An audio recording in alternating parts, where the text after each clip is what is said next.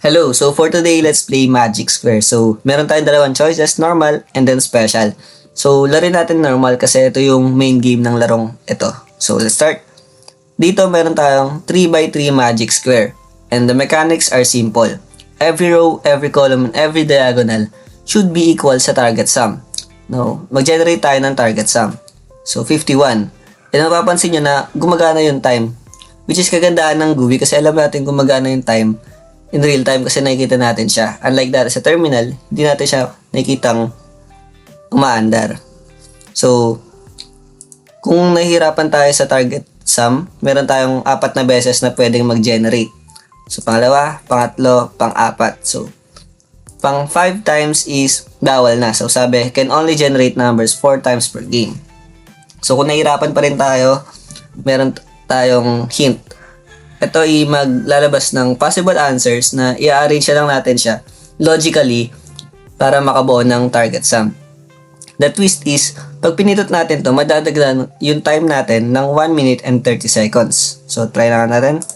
Ayun, nadagdagan yung time natin ng 1 minute and 30 seconds. So, ayun, try natin i-arrange tong hint numbers.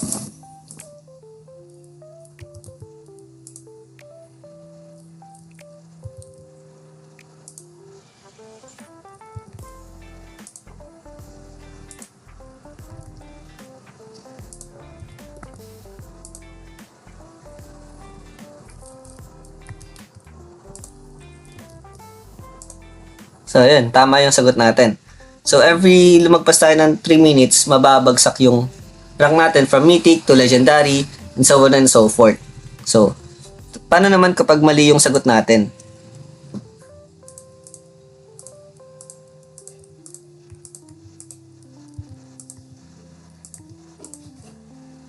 So, mali.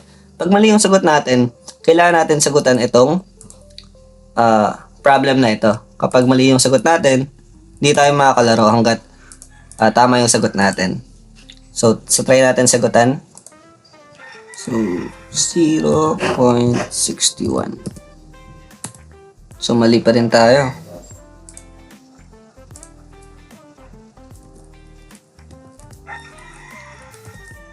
So, ayun, tama. Pag tama yung sagot natin, magre-reset na yung game.